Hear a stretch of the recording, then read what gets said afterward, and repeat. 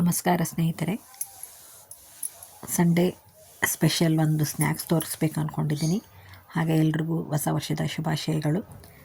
ವಿಭಿನ್ನ ಶೈಲಿಯಲ್ಲಿ ವಿಶೇಷವಾಗಿ ಮಾಡಿರ್ತಕ್ಕಂತಹ ಒಂದು ಸಂಡೇ ಸ್ಪೆಷಲ್ ಸ್ನ್ಯಾಕ್ಸ್. ಒಂದು ಆಲೂಗಡ್ಡೆ, 2 ಈರುಳ್ಳಿ ಇದ್ದರೆ ಸಾಕು.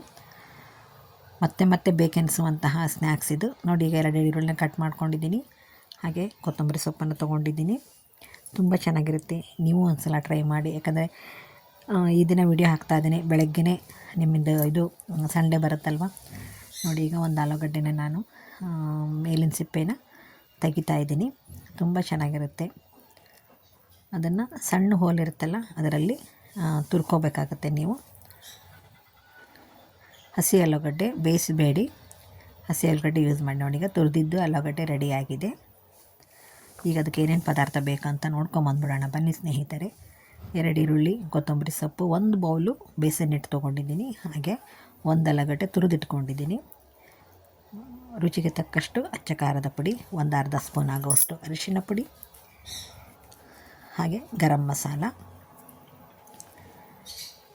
ನೀವು ಜೀರಿಗೆ ಇದ್ದರೆ ಜೀರಿಗೆ ಹಾಕಿ, ಇಲ್ಲ ಅಂತಂದರೆ ಅಜ್ವೈನ್ ಇದ್ದರೆ ಅಜ್ವೈನ್ ಹಾಕ್ಬೋದು. ನಾನೀಗ ಅಜ್ವೈನನ್ನು ಉಪಯೋಗಿಸ್ತಾ ಇದ್ದೀನಿ. ನೋಡಿ, 1 ಅರ್ಧ ಸ್ಪೂನ್ ಆಗುವಷ್ಟು ಅಜ್ವೈನ್ ಹಾಕ್ಕೊಂಡಿದ್ದೀನಿ. ಯಾಕಂದರೆ ಚಳಿಗಾಲದಲ್ಲಿ ಎಣ್ಣೆ ಪದಾರ್ಥ ತಿಂದರೆ ಜೀರ್ಣ ಆಗಲ್ವಲ್ಲ, ಅದಕ್ಕೆ ನೀವು ಅಜ್ವೈನ್ ಉಪಯೋಗಿಸೋದ್ರಿಂದ ನಾವು ಎಣ್ಣೆ ಪದಾರ್ಥ ತಿಂದ್ರೂ ಸಹ ಜೀರ್ಣಶಕ್ತಿ ಹೆಚ್ಚಿರುತ್ತೆ. ಈಗ ರುಚಿಗೆ ತಕ್ಕಷ್ಟು ಉಪ್ಪು ಹಾಕ್ತಾಯಿದ್ದೀನಿ. ಉಪ್ಪನ್ನು ಸ್ವಲ್ಪ ನೋಡಿ ಹಾಕ್ಕೊಳ್ಳಿ. ಆಲೂಗಡ್ಡೆ ಉಪ್ಪು ಹಿಡಿಯುತ್ತೆ ಬಿಡಿ. ರುಚಿಗೆ ತಕ್ಕಷ್ಟು ಉಪ್ಪನ್ನು ಹಾಕಿ ಮೊದಲಿಗೆ ಎಲ್ಲ ಪೌಡ್ರ್ ಪದಾರ್ಥ ಏನಿರುತ್ತಲ್ಲ ಆ ಪೌಡ್ರ್ ಪದಾರ್ಥನೆಲ್ಲವೂ ಮಿಕ್ಸ್ ಮಾಡ್ಕೊಂಬಿಡಿ. ಆಮೇಲೆ ನೋಡಿ, ಕೊತ್ತಂಬರಿ ಸೊಪ್ಪನ್ನು ಸೇರಿಸ್ತಾ ಇದ್ದೀನಿ. ಹಾಗೆ ಈರುಳ್ಳಿ ಕಲಿಸುವಾಗ ಸ್ವಲ್ಪ ಪ್ರೆಸ್ ಮಾಡಿ ಕಲಿಸ್ಬೇಕಾಗುತ್ತೆ. ಯಾಕಂದರೆ ಪದರ ಆಗಬೇಕಲ್ಲ ಅದು ಈರುಳ್ಳಿ ಎಲ್ಲ ಎಳೆ ಬಿಚ್ಕೊಳ್ಳುತ್ತೆ. ಅದಕ್ಕೋಸ್ಕರ ಅದನ್ನು ಸ್ವಲ್ಪ ಪ್ರೆಸ್ ಮಾಡಿ ಕಲಿಸ್ಕೋಬೇಕಾಗತ್ತೆ. ಇದೆಲ್ಲ ಕಲಿಸ್ಕೊಂಡಾದಮೇಲೆ ನಾವು ಆಲೂಗಡ್ಡೆನ ಮಿಕ್ಸ್ ಮಾಡ್ಕೊಂಬಿಡೋಣ. ನೋಡಿ, ಈಗ ಆಲೂಗಡ್ಡೆನ ಮಿಕ್ಸ್ ಮಾಡ್ಕೊತಾ ಇದ್ದೀವಿ. ಸಬ್ಸ್ಕ್ರೈಬ್ ಆಗದೇ ಇರೋರು ದಯವಿಟ್ಟು ನನ್ನ ಚಾನಲ್ನ ಸಬ್ಸ್ಕ್ರೈಬ್ ಆಗಿ. ಹಾಗೆ ವಿಡಿಯೋ ನೋಡ್ತಾ ಲೈಕ್ ಮತ್ತು ಶೇರ್ ಮಾಡೋದನ್ನು ಮರಿಬೇಡಿ ಸ್ನೇಹಿತರೆ. ಹಾಗೆ ನಾನು ಲೈವ್ ಮಾಡುವಾಗ ದಯವಿಟ್ಟು ಅಟೆಂಡ್ ಆಗಿ. ಸಬ್ಸ್ಕ್ರೈಬರ್ ಆದರೂ ಎಲ್ಲರಿಗೂ ನೋಟಿಫಿಕೇಷನ್ ಬರುತ್ತೆ. ಲೈವ್ ಆನ್ ಆದಾಗ ದಯವಿಟ್ಟು ಬಂದು ಲೈಕ್ ಮಾಡಿ. ಈಗ ಕಲಸಿದ್ದು ರೆಡಿಯಾಗಿದೆ.